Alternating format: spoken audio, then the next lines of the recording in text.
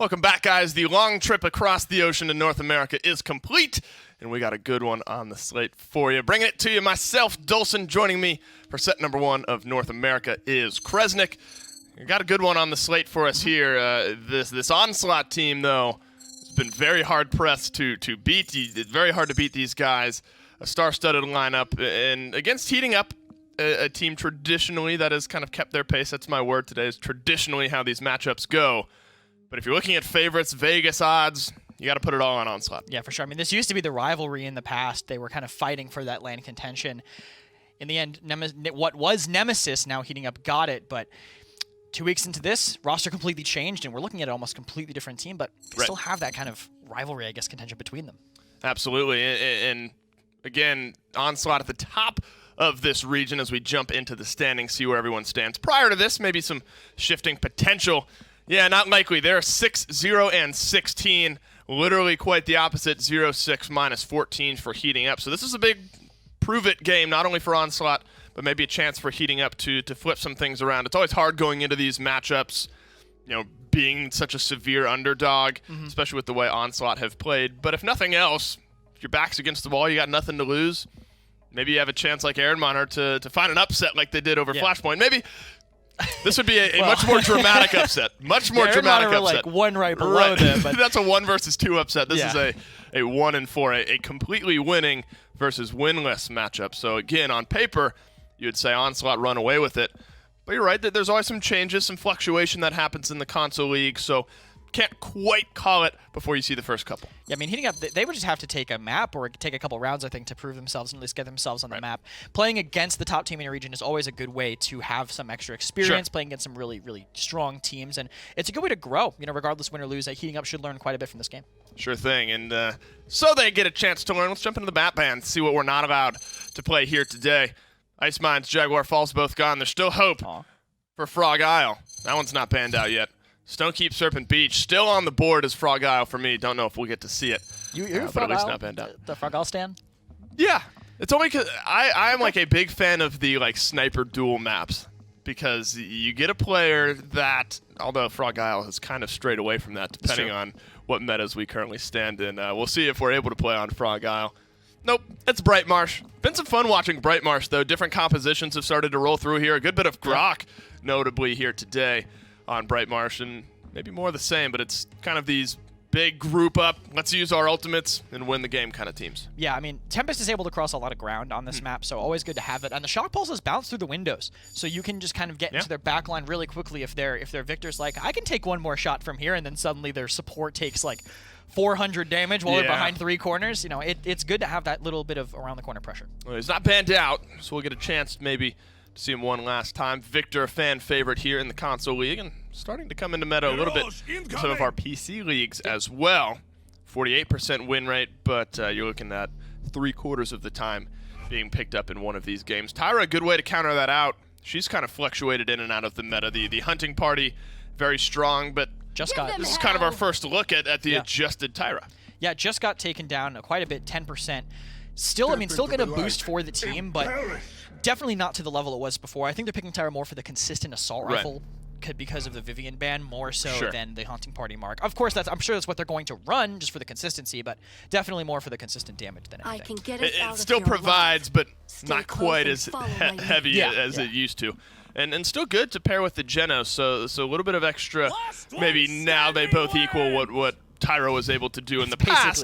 Basically 2 for 1, right? But still something that you have to take into account. Onslaught are going to pivot, find themselves some front lines. Ash Barrack, notably with Makoa and Willow, both still on the board here for them. Feeling comfortable with that aggressive off tank, good point tank here for Bright Marsh, but Makoa's always something you have to be careful giving up. Yeah, Heating Up have a really good draft. I mean, Willow, Tyra, really good at controlling the point, so that Barrack's going to have a bit of a tough time, but Barrack's definitely better at Anora than fighting that because of his ability to dash away, and I doubt we're going to see Burn Monster to stop him from getting away. Maybe that is the counter pick to Barrack, but I wouldn't expect to see it today. What do you think about picking a Grover into a Willow? I mean, that is quite literally in the right situation, dead zone onto the healing is probably the best counter there. It's actually not as bad on this map. No? Because you just shove the Grover on the roof like above your choke, and he's healing everyone anyway. Right. He can throw axes towards the flank true. and constantly heal everybody, and if the Willow gets the dead zone over there, you've probably lost anyway.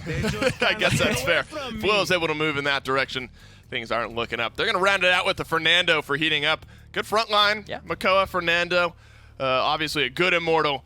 Can save a big team fight here. Onslaught, the fan favorite, going into this matchup, heating up, looking to swing upwards in game number 1. Casters, take it away. Thank you guys so much from the desk. I'm back here in Chair 1 doing my thing, but of course, I can't do this alone. Why would I do this alone? I'm here with Gord. I think you could if you really wanted to. I've done it before. It's not fun. I was going to say, we've all had to solo cast games, and it's not No, the most fun. it's It not definitely enjoyable. is not the best on your throat. But sometimes you got to do what you got to do. Yeah, sometimes you just got to do that, but why do it when we already have the situation already figured out? Yeah, It's me and you. this is actually way easier. Yeah. We should not play around with it. Well, I mean, in this case, once again, Onslaught is heating up. They did have to go for Bright March in this case. Pretty standard around the board in terms of talents. I mean, we see the burst mode, so on and so forth, coming out from Victor. Seems to be interchangeable depending on what map you're on. However, Burn Monster is the difference right here in Bright Marsh. Yeah, actually very interesting to see it. I mean, Burn Monster has been very, very big, specifically against, very death ball, stand on the point kind of compositions because, I mean, your Fireball already denies that area. With my Burn goodness. Monster, it kills faster. Unfortunately, it's not going to work too well against this Koga. And I was my actually gosh. thinking about Koga more than anyone today wait. because I was like, man, we went from seeing no one to seeing a lot of Koga this week. my I did forget, he got like very, very small slight buffs, but he did get some buffs for this update. Mm-hmm. And well, as of right now, Ralkion's kind of showcasing what Koga can do. Yeah, I'm a little bit, I'm not a little bit, I'm more than impressed to see this type of play already. 60% on the point for Onslaught. They're already pushing up, getting this literally as aggressive of a zone as you can get on Bright March in this map. They're literally in their spawn. They're all up on high ground. Fernando being the first really to drop down, needing a lot of damage though. Already at half health. Point is captured. A good hook coming out from Makoa is going to be enough, but the shell spin right past him is going to allow him a chance to try and shoulder bash out, but the Void Grip comes through, keeps him up in the air. We're trading 1-for-1 with the payload push. And I'm gonna hit a pause on that moment where it's just with how aggressive they are. Like Ralkion's backed off and he's still where he's standing. That entire goings on was a point fight. That was Ralkion getting 4-0-1 for a point fight, getting this aggressive while they were still capturing back there. Now they're going to be 5-man strong. They're going to be able to get that aggressive and be able to hold on to this barrage dropping down. It's buying them some high ground. Fernando kind of locked away behind this pillar. Yeah, I mean, he really was holding it for a little bit longer to make sure he could actually keep that Fernando back there. The shots are actually coming through still. I mean, they're just pushing, man. I mean, I really don't know what else it is I can say in response to this. I mean, Fayflight comes through to try and not only find an opening, but try and net some shots to get them off of them. But at this point, they already got the Fernando, Ralkion, and Ghost have enough damage to make sure they can clean this one up. And they do. Makoa's looking low, too. He already has the shield up, tries to shell spin out. A little bit too late, goes down. And I mean, man, oh, man. Wow. I love Ghost's method in that moment where it's just, well, I want to kill this Makoa, and I want to kill him real bad. But that shield's in the way. Yeah. I'm just going to keep shooting it. There's no, as far as I could tell, it seemed with no wrecker, nothing really burst down through it anymore. It was just the constant firing. And that's how ahead this team is, right? He didn't have to worry about it. I mean, Top Damage does have wrecker too, so he was working against that shield pretty well. As I'm going to assume he just got the second tier of that. I think he only had wrecker 1 going into it. But just burn through the shield, burn through the health. But when you're that far ahead, normally that shell shield gets popped and you stop caring about Makoa until it's down. That's how much control they have. There was no one else to look at. I mean, you pretty much put everything perfectly right there. You try to pick up and segue off of that, but at the same time, I mean, once again, it's all out there, man. I mean, Fernando puts his shield up, but with a record team to Victor already. Yeah, right? He has to immediately charge around. He's like, oh, this shield ain't lasting much longer, folks. Might have to back off here. I mean, they get the Tyra in this case. I mean, we already see Ralkion in the back on Genos as well. Man, I can't even talk fast enough to actually register what's happening. They're dying too quickly.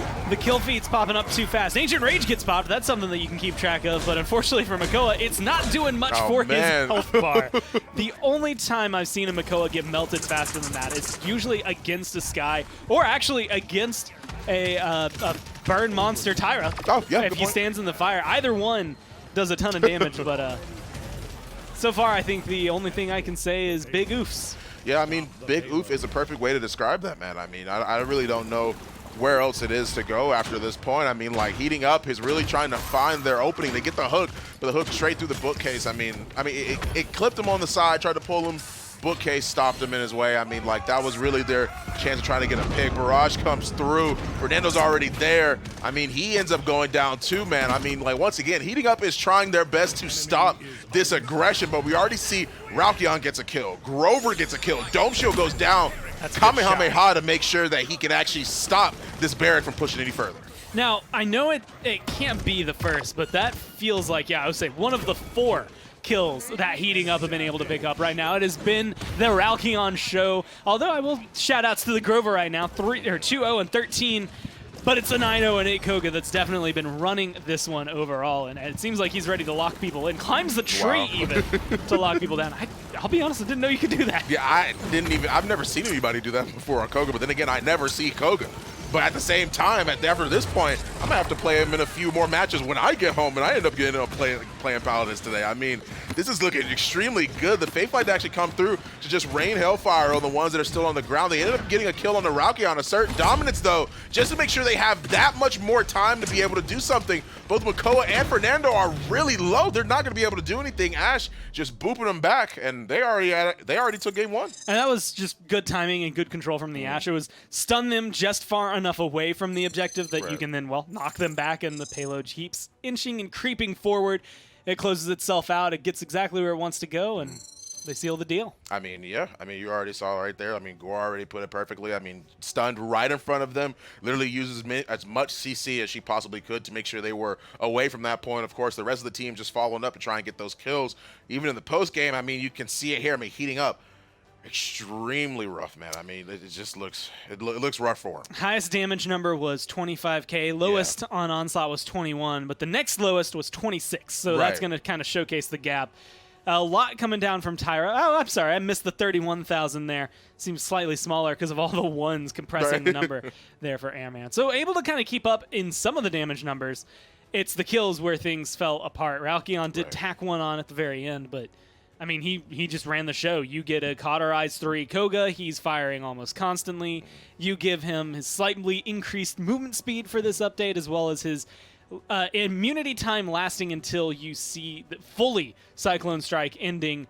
It just has opened the door for Alkion here. I mean, yeah, it did. I mean, once again, the slash lines tell the story. Of course, 9-1 and 8, and you already see it right here in the replays too, man.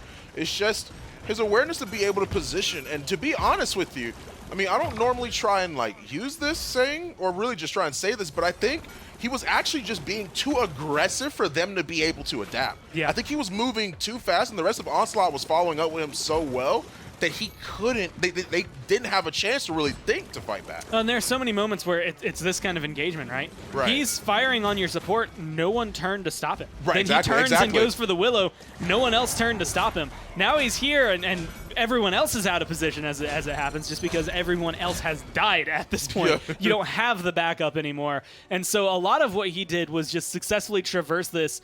And with the non-callouts, I would call them, from Heating Up, it was just not enough to track him down and break down what was kind of a pillar here for Onslaught. Yeah, I mean, once again, they were just completely unstoppable on Bright Mars. They did exactly what they needed to do to be able to net them game 1, and they got it 1-0 already. But right after this break will be game 2.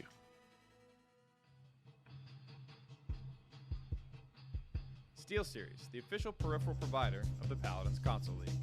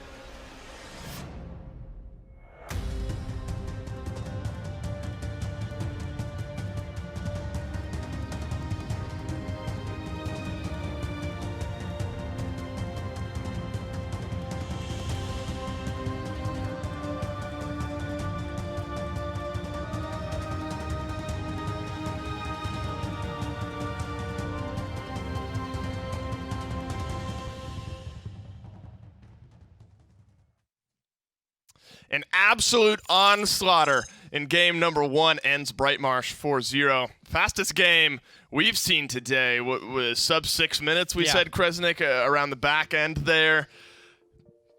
I was going to try to draw some lines there for heating up. I think you just got to put that one by the wayside. Got a good look at Koga. Tough set for Koga in set number 2 of our day, but a better look there. Ralkion 9-1 and something was just way too much to deal with. Yeah, Koga can be really good if you can just constantly dash, cleanse the marks, make it very tough for the tower to really accomplish anything for you. And he was just, all over them the whole game, dashing through. Gyro for Alkion makes it really easy to dash through people and immediately do that 180 flick. Although I can't imagine the of your controller to make that happen, but he clearly makes it work. He's got wrist straps on his controller in his room, the old Wii style. If you're bowling and you let it go, I imagine he's doing much of the same there. Big win, game number 1 for them. Game 2, let's see where we're headed. Onslaught looking to follow up. Splitstone Quarry, it is a map that teams have started to figure out how to push on. A 4-0 is not out of the realm here for Splitstone Quarry, whereas a few months ago it might be, but definitely one that Onslaught will feel comfortable with. Yeah, one of my favorite maps personally. I love the flexibility of the map. I mean, the only thing that really I think is one-dimensional is that push. So that one spot right where they're on the high ground, you have to go under them. But there's still ways to play around that. So I do like the map and what it can bring. Genos Talus ban. I'm never going to not be mad at the Talus ban. I really feel like there are ways to play around, and every time I see it come through, I feel like it doesn't do what it needs to. Yeah, it's always the conversation we have. I know Nick and I have talked about it. You and I have talked. Everyone has sort of discussed it. It's like, every once in a while, I just want to see it let through as sort of a prove-it game. Like, prove to me that it shouldn't be banned. I mean, I guess it's the potential, because I've absolutely seen Talus games where Talus does what Ralkion did in the last game and just tears your team apart. But, the potential is there really with any champion. A good enough player on any champion with that flank damage potential is going to be able to maybe be able to do that. That's my soapbox for Talus. Not going to get to see him this time around. Victor Ash for Onslaught to start it off for them. This is a map, if you look at healers, a lot of people like themselves some Grover, force themselves back onto that bleacher side or onto the opposite side near the lava way of things, but less kind of out in the open depending on how far you're willing to fight away from that Grover ring. So Heating Up might opt for that here as well. Yep, Heating Up going to have that Leon for the high ground control, but I feel like it might lose to the Victor. Really, it just depends on that presence, right? If you hit that presence, maybe you can win the fight. Without hitting that, though, that Victor should get the better of it, unless your auto attack cancels are basically perfect. Grover 2 for them, so maybe they're definitely gonna be more left-sided. Leon might be on the high ground, but just so she can dash down to bleachers, once she's there, she'll be able to get healed by the Grover through the floor. So able to stay alive. We get to see some Ruckus as well. Of course, if we try to draw parallels between different metas for our different leagues, Ruckus in the PPL has started, I wouldn't say an every match pick, but we get to see him a lot more consistently than we have in the past. And Splitstone Quarry is absolutely a map where we've seen him played a good bit. Yeah, he has that verticality, well, at least the rotation potential horizontally from the high ground to the bleachers. A lot of Ruckuses will play on that little board above the point. If their back line is down, that's basically free for you. I mean, you can go there, dash back. They can't really chase you most of the time unless they have verticality. Heating Up do in the Maeve, but usually Maeve's not going to be fighting that area that Ruckus will be controlling if he does decide to go that way. And Moji would be interesting for Onslaught, and interesting it is. I was going to say maybe it's to get rid of the counterplay with the ult onto the Ashe, but all 5 for Heating Up are locked in, so this is just what Onslaught want. Do you like the Moji? Like, in general? Do you like Moji here in this matchup right now?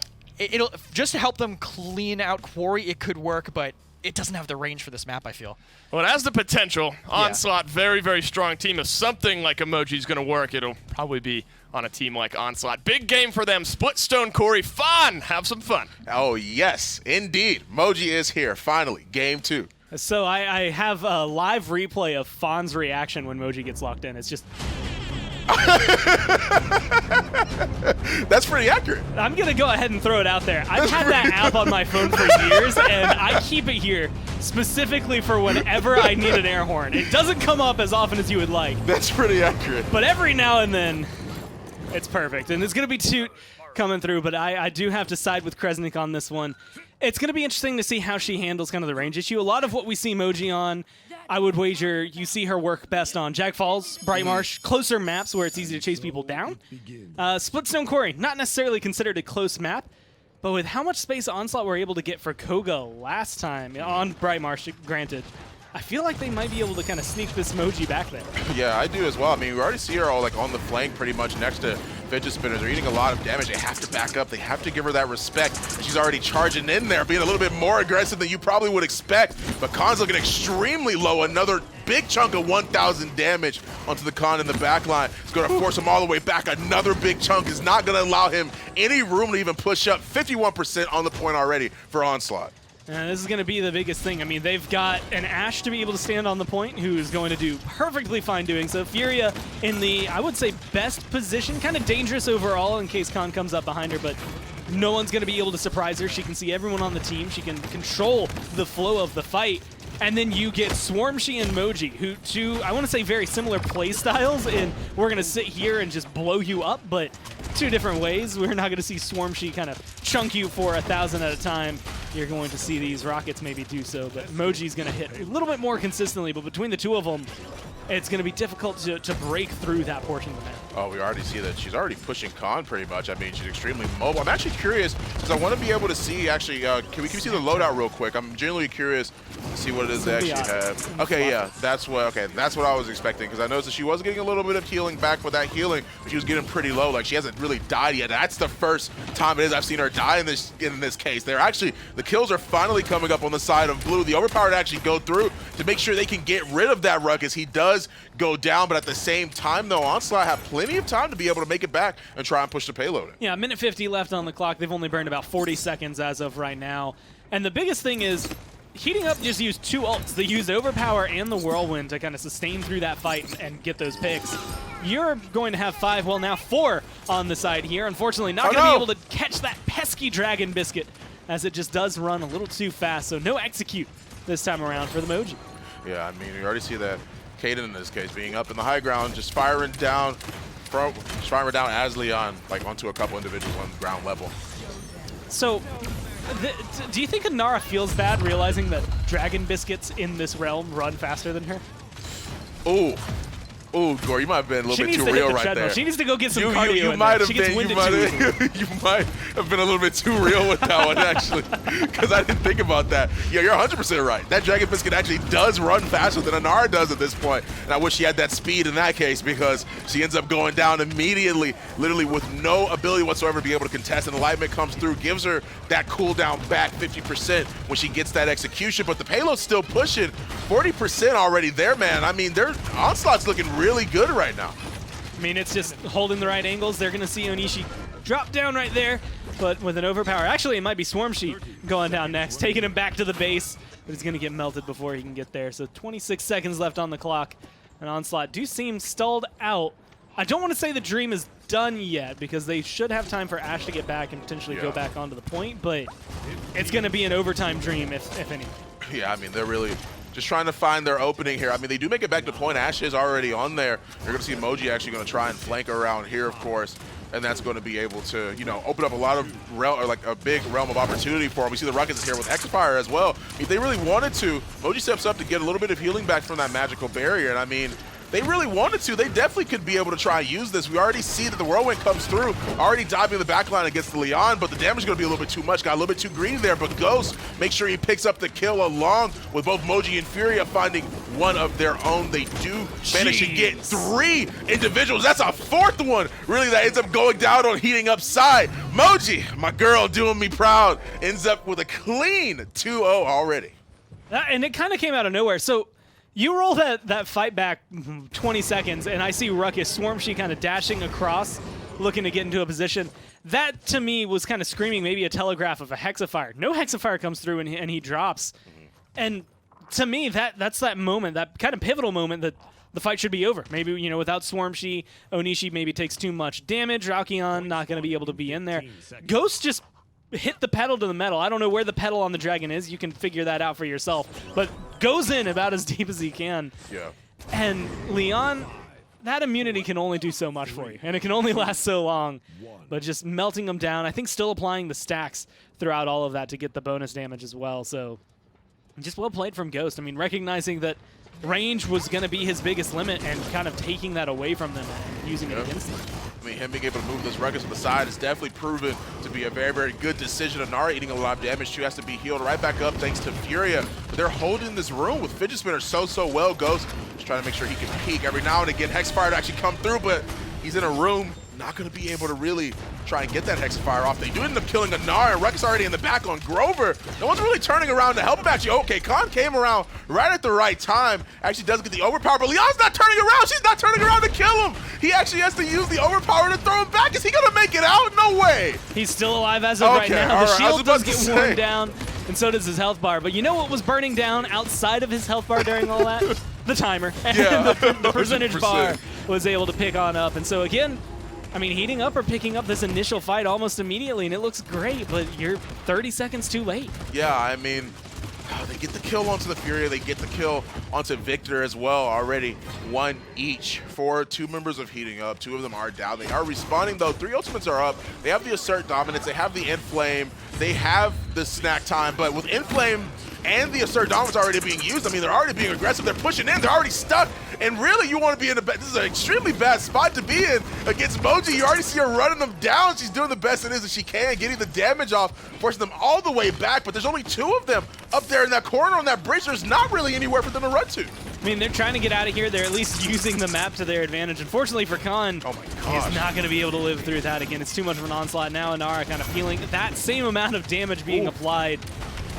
And it's Heating Up or getting these moments against Onslaught where they, you know, at least take some semblance of control, but it's always a little like a day late and a dollar short, or in some of these cases, you know, a few minutes late from, you know, the objective. They win the fight just afterward, but they can't keep the zone going. Snack Time's going to come through, does connect.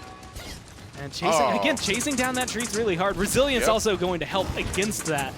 But even if you don't get the execute, much like you know, with Pipple, the polymorph itself is its own good form of CC. Yeah, I mean, you already see that the barrage is available for Victor. I mean, he is holding a really good spot. Ralkion, of course, I mean, can't disregard the fact of, you know, the rest of Onslaught is doing extremely well, but come on, it's Moji, you know. So you're allowed to ignore it. I'll acknowledge everyone else. You can just talk about Moji.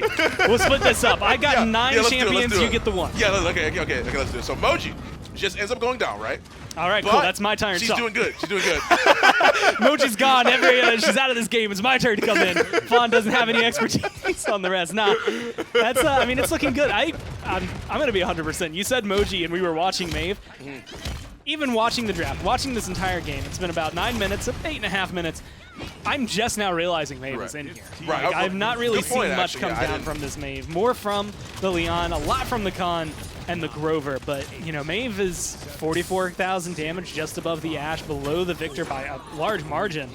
But not having that big of an impact. Yeah, I mean, really, she's trying to find her opening, and you'd think that's really, really hard for Moji to be able to try and deal with that, because that's really, really difficult for her to try and counteract that Maeve. But we already see the one-on-one trade right now. They do get rid of Kaden. They find the kill onto Furia as well. I mean, 2 already in favor of Blue, and I mean, this could be a potential 3rd. Ruckus is holding on barely, along with the Ashe, and I mean, they're gonna have to back off. It's 3-1, but I mean, Onslaught's still looking pretty good. Yeah, it's one of those things. They get kind of picked down at the right moments. But this time was the first time for Heating Up, specifically, that they've been able to find him at that right moment, right? And that's the thing, is they're taking these fights. You can watch Khan as he gets aggressive here. He's going to be able to get kills. They're creating a lot of space. But this point, it's been 15 seconds since the point was captured. It was literally just too late for them. And that's how all of their fights have felt except for that last one. And even that last one, because of overtime, started to feel like maybe it was a little too late. Now they're picking it up. But they don't have Overpower. They don't have Whirlwind. Yeah. They don't have any of their ults available. And the closest one is Midnight. It's going to take a little while to get there. And with some resilience online here for Onslaught, it's not going to affect them as much. There's a lot more room for Onslaught to kind of continue this Onslaught they've been picking up. Right. Than there is for Heating Up, I think, to turn this around. Yeah, I mean, we already see the Anar being forced off. This has been so common throughout this whole game, man. They get the kill onto Maeve, but Anar's been forced off a point so often, especially with them being in this little room right here. It's going to be a lot harder for them to be able to try and come back. We already see she's running out there trying to do what she can, but she may have went a little bit too deep. Actually does find the snack time, throws it out there, doesn't end up finding its mark, though. But what matters here is the zone, because look at the percentage on Onslaught. Yeah, I mean, 70% and rising right now. as they are holding onto it. Inara's going to be able to slip through. Barrage is going to be ready as well, which is going to open them up potentially for some trouble here. But Inara looking to get burned down. That point still rising up. It's 99. I mean, yeah, Inara's really going to have to try and live a little bit longer, but it's not going to be enough because we see that Maeve ends up diving into the backline on the Ralkion, didn't go for the touch, tried to see if she can pick him apart, but it's not going to be enough for him. There's a lot of moments there, I think, that you can pick apart and showcase heating up doing well, but the problem is that Onslaught just did it better and faster. That's kind of the big issue is you are finding the fights, but whether it was missed timings, maybe they expected things to go a little slower, but weren't on the objective as much as they could. Unfortunately for Inara, she didn't have enough healing behind her. The Grover kind of got shut down pretty early on, and he just didn't provide as much, I think, to keeping her alive on the objective as that pick wants to kind of have. Right, exactly. I mean, I actually have a question for you, just opposing it right as we go in the post-game stats, of course. But what, on this Maeve, because we see that Ghost and a few others are really just pushing that fidget spinner room and making it so hard for them to be able to fight back. As Maeve, how do you approach that situation? Because you can't really go down there. Because they're going to blow you up immediately. So what do you do? Do you just, should they have just drafted a different character? Or like really, how do you approach that? Well, it's that moment. Maeve is actually the odd one out because, you know, everyone was playing under bleachers. Onslaught was playing under bleachers. And if you cover up Maeve, everybody else on that team kind of wants to play under bleachers. I mean, that's kind of the whole point of Grover is to have that area on lock. But I think Maeve, in this case, would have been solid against Ralkion if Ralkion didn't move down there, right? If you didn't have Ghost maybe going that path and Ghost was going around lava, then maybe all of a sudden Maeve has a little more fight. But you couldn't have Atrix come in and control it, even that 6-3 and 13, that Khan couldn't control bleachers. Ultimate Dab wasn't able to do really anything on the objective and couldn't use those walls for cover because of how aggressive they got. And so it was one of those things that Maeve, I think, theoretically in this draft works, but not when Ghost plays the way Ghost played. Like, Ghost was so aggressive that Maeve couldn't work. Right. I mean, like, he always went with either Ruckus or, I mean, Ash was really just trying to fight point, but this is the sneaky emoji damage that you see. You don't see her played as often because she's really only good on, like, certain maps. You don't really see her, like, picked often, not because it's not like she can't do the damage. You see it right there. 1,000 damage is pretty easy to tack on, especially for emoji, but, I mean, it's only certain maps where you see her. This is going to be the dumbest analytical sentence you've heard me say all day, which is not saying too much because I've only been here for a little bit. But go ahead.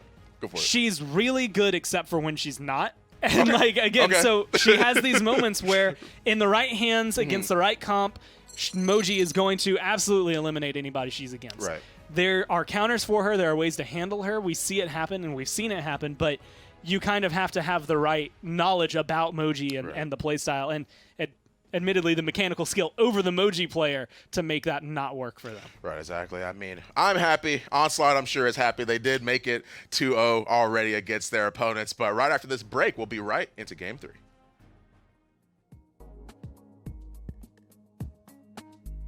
Alienware, the official PC provider of the Paladins Console League.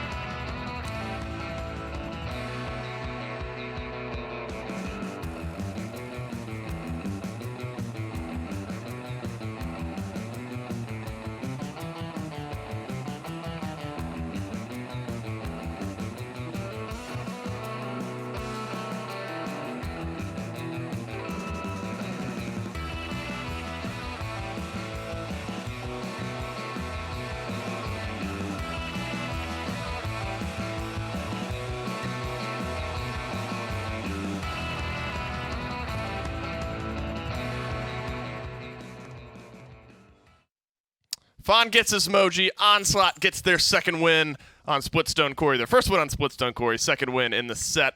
Bit of an answer there from heating up. A good defense gets them 1 point in that game. The big topic of conversation, of course, is the Moji playing it properly. We were having discussion around, previous Moji where you just detonate both constantly. Now you got to time that a little bit better. I'll let you decide if you want to call out Ricotta or not for it. We kind of have automatically. But Moji, I'll pivot away from him. Yeah. Moji looked pretty good in that one. Yeah, it totally did. It was able to put on a lot of aggression. I mean, like you saw in that final zone, and you just spammed the snack time at the corner, just like, get somebody, it'll slow him down. Just being able to go so far with the Moji Ruckus, it was so hard for them to go through. Moji was top damaging near the end. Like, it's just such a wall if they're able to juggle the cooldowns right. Magic Barrier, you can't die. You get the proper loadout and the healing and the damage. It's just such a high throughput that you can effectively just play on your own. Obviously, you need some healing from your team, but if you rotate properly, very hard to deal with. Heating Up weren't able to do that. Game number 2. Game number 3, maybe the final game of this set if Onslaught continue. 4-0 game 1. 4-1 game 2. It wasn't banned, and it's going to get picked here. Game 3 headed to Frog Isle. Now, the conversation, of course, is always around the snipers, but we have seen some pivot away from that in the sense that we've seen some teams maybe ban out one or the other and then pick the remaining one for themselves. Yeah. Some teams just forego it entirely. I think back to, must have been Kanga or the Renegades against either NIP or Na'Vi on Frog Island. They just picked double dive into the backline. It was like an EV Mave and just absolutely destroyed the sniper on the enemy team. So there's definitely different ways you can play it. Neither getting banned out here. Vivian, first pick here for Heating Up. I wouldn't be surprised to see them get foregone. Just entirely? Here. I mean, with Victor gone, maybe they'll go for it because it is one of the more premier backlines on this map gun. Even on PC, Victor had a pretty high pick rate here. True. Vivian going first. I could see Onslaught maybe just going with the Strix. Even after the rework, maybe they want to mess around with the extra flashbangs. That's true. Teams aren't really used to that. This is the first day we've seen new Roost. I guess we only have one game of data on that. Was the Timber Mill game where we saw a little bit of Strix. Unfortunately, did not come out on top of that one. No pick here just yet for the sniper pool. Still around. Still got 5 picks where that could come to fruition. Ash Genos for Onslaught. Get themselves some of that damage. And Makoa and Barrack for Heating Up. That's a very difficult front line to deal with. Yeah, Makoa's able to go so deep on the danger side, too. He could just dash in, use that surf to cross the extra distance, and hook you if you're a little too far back on danger. And if you're ignoring him, he'll just walk up and get you there. When he's on the team with the sniper, it is a little bit harder because when he goes that far, he's not in a sniper sightline anymore, so it makes it really tough for follow-up to happen. But against the sniper, it's a good pick. And we do get the Strix, as you point out here, so now 2 games today where we'll get to feel things out. Bomb King being hovered here notably for Heating Up. Grover locked in. Would you like a Bomb King on Frog Isle? It's I'm used to seeing. It's actually a classic, right? That's a throwback pick. I mean, I'm not talking like Accelerant, like old Accelerant BK where you could just poppy from your side of the map all the way to theirs. But unfortunately, Nando BK pushing danger used to be like the premier. Like if you got that, you're like, oh, these guys are done for. Sure. Like, we'll just walk at them with Nando BK. Used to be it. I do find the Terminus pick interesting into Makoa. I feel like you're just gonna get hooked through your Siphon a lot of the game. Yeah. But Onslaught have a lot of control. They have Dragon Punch for the Makoa if he tries to go too deep, and that combustible around the corner is going to make it really hard for Heating Up to get aggressive. Well, game 3 is at all the same as 1 and 2. Onslaught run away with this one handily. To find out if that's the case, we'll go down to your casters. Thank you guys so much from the desk. I'm actually going to ask a question here. Now, here's what I'm really, really curious about, is that we've seen a previous set, which was literally the last set, where someone picked a Strix, and the team still ended up winning despite not having a sniper to counter that, right? This is Frog Isle. It's a little bit harder for them to be able to hide or play inside like the last set it was that we saw, like Cyclone did. How do you feel about that, looking at this? Because I don't personally like the fact that they don't have a Kinessa to deal with that Strix. I don't know if that's going to be good for them. Yeah, I think it's going to hurt this Vivian. They're going to have to be very careful with where they're playing, and I think it's going to limit where they play because of that.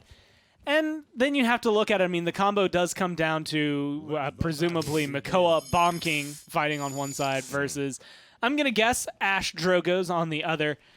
And whichever one of those gets a little bit more aggressive, all of a sudden is going to control this side, and that's going to make it a lot more difficult for anyone on Heating Up to step onto this objective. Yeah, I agree. I mean, we already see the sniper shots coming through. A lot of them are looking pretty low. Definitely forcing this... Definitely forcing the Grover to pretty much work in overtime at this case. I mean, Strix is literally just free firing. I mean, they have not been able to really open up the left side. This might actually be their chance with them getting the kill on the onto the Ash in this case. Getting rid of Terminus too. That's already looking pretty good. Makoa Shield to go out to protect that Bomb King. But I mean, man, I mean, they already are pretty much, they have 51% on the point, but now they're forced to back off. Definitely a lot more, or a lot less polarizing, I should say, than what we saw on Splitstone.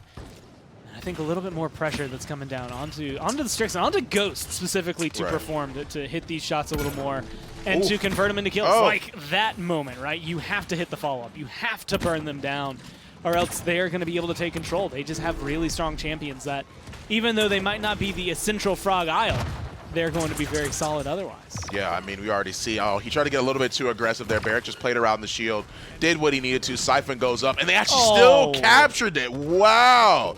The Ashe killing the Barrack. I mean, I don't know if he just didn't make it in time or if Ashe just killed him at the perfect opportunity, but I mean, man. Oh, no. She's slowly sliding down to her death. But still, I don't know if that was just because she killed the Barrack on time or if Barrack actually just didn't touch. I think a little bit of both. I think he didn't touch, and then in the instance that maybe he could have, the timer ticked through and she got the kill at the same time. And it's just that's that unfortunate moment. And it's the same thing that was plaguing heating up last time. This time it's a lot closer, but you got to know your timers. You got to know how, like, when is that tick going to come through? When does it turn from 99 to 100? When do I need to be on this point? And admittedly, it's not so much in Barrack, you know, in his kind of fault as it was that he was just trying to stay alive. But they don't have anyone really with the mobility to do what you would like look at for a Maver and Eevee, who we typically see here on Frog Isle, kind of not only to contest snipers, but to get that overtime specifically because of how open that point can be. Right, exactly. I mean, first opening kill, this little skirmish right here is definitely going to be the Bomb King. Through time and space to follow through. Ralkion finds the kill onto Aatrix in this case. And I mean, Barrett's just trying to skirt his way around the cart, make sure that he actually doesn't end up dying. But I mean, it's not going to be enough, man. I mean, they found the kill they needed. They found the opening, and just like Heating Up did at first, I mean, they found their opening. They were able to push both Drogoz and Strix back. But I mean, man, already with Ralkion, I mean, he's already pushing up. So is Ghost. A good couple rockets are going to keep him pressured behind the corner. Now, here's the real question. Who's out here shooting these UE3 textures? Oh, yeah. Either way, it's going to be fun. I mean, Ghost gets aggressive here, and they're controlling it. They're locking him down, and they're doing pretty much everything they need. Onslaught in perfect control. 40 seconds left is plenty of time on this map, and that cannot be understated. Frog Isle, it is one of the fastest pushes that you can get in Paladins. And so as long as they can find maybe a pick, they don't even need a pick, they just need a little bit of a zone, really. Right. They can potentially still push this thing in. Yeah, I mean, Drogoz being a little bit low is definitely going to be a problem, but not when you get the kill on the Makoa like that. I mean, you already see that Ashe is pretty much, necessarily, sort of, I don't know if she was 1v2ing both Bomb King and Makoa at that time, but she did get the kill on the Caden.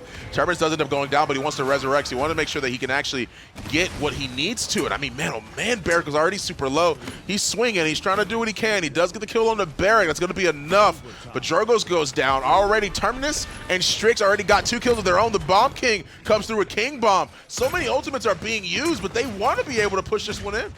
A couple of good shots here. A lot of shields on the side of Heating Up. It's keeping them going, and with Swarmshy going down, that might be enough to kind of lock this one away. Keep them this one in it for them. Heating Up, keeping it 1-1, but that to me screams more time to get Wrecker than anything else. Yeah. And on that note, I'm actually curious to see what type of items it is they actually have. I mean, the slash lines look pretty good all around. I mean, Ghost already with the record too, but most of the time we see this caught with Onslaught, which of course, I mean, I'd asked this question the day before, and I mean, Grover is there. You want to be able to shut him down as fast as possible as opposed to dealing with the shields in most cases. Yeah, and Grover, I feel like Grover feels cauterized more than, I don't want to say more than any support, because Genos against cauterized, all of a sudden you're just not healing in a way. But when you look at, like, Saris, she feels it, but it's not as bad. Like, Grover, it almost feels like when Cauterize starts to come online, and Cauterize 3, especially if someone has it and they're easily applying it to everyone, all of a sudden your ult doesn't feel good.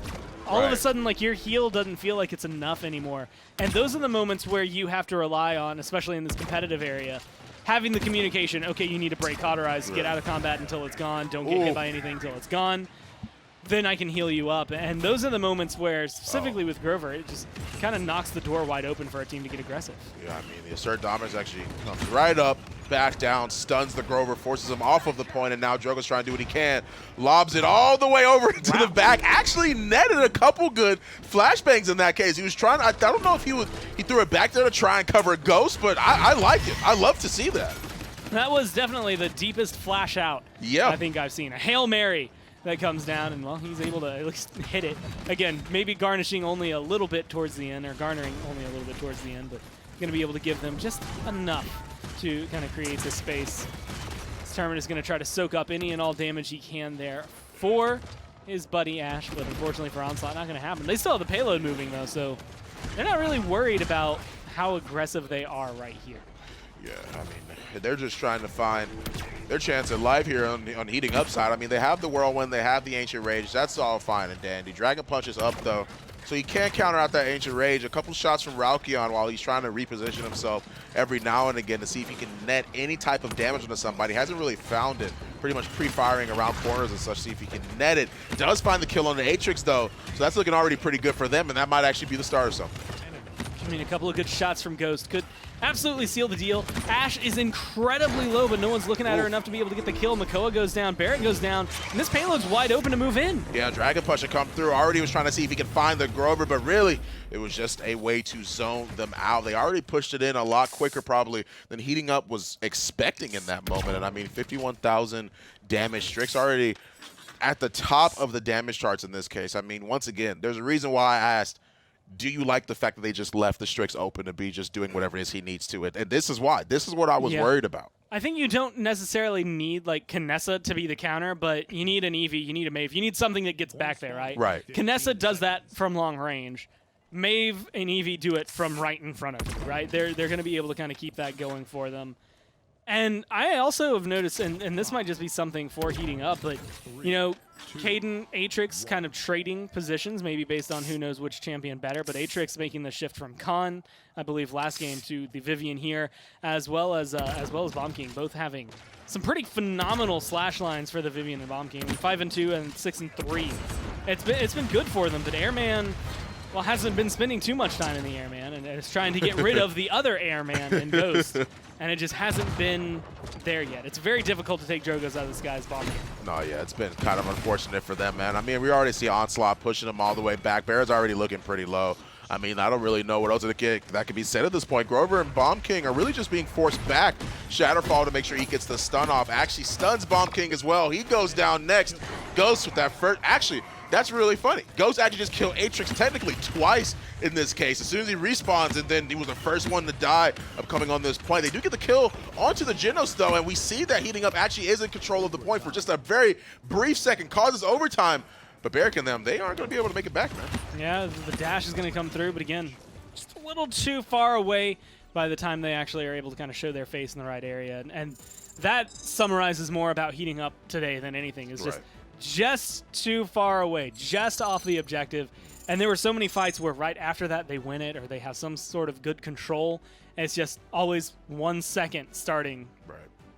A little too, like, what, 2 steps away and a second late for almost every single one of those point fights. Yeah, I mean, once again, it was just sort of, I feel like Frog Isle can sort of be like polarizing, I guess. I don't know if that's the way to like. Yeah, because it definitely seems like whoever gets the momentum is able to actually push it in. We see that on a lot of maps. However, in the post-game stats, we'll see the true story here. I mean, Heating Up did well, 51,000, 41,000, you know, all across the board. I mean, they did pretty well. Their DPSs did fine, but Ralkion with the 63K, Ghost with 49K. I mean, I don't feel that's as bad because I feel like just having the Drogos there was enough to pressure them to actually back up. It's one of those things where a lot of the damage he was getting converted to kills. Same thing for Ralkion, although Ralkion I think would have maybe some more poke inflation in there. And then you add that with Swarmshi, you add that with Ionishi, and all of a sudden everything opens up and they are completely in control. But I think more of it comes down to, even with one of the best point tanks in the game, Barrick, kind of got bullied for a lot of that. The deaths speak more than the damage numbers. And 1 and 7, there was almost no chance to really stand on the objective to fight at 4 and 8 for the other tank.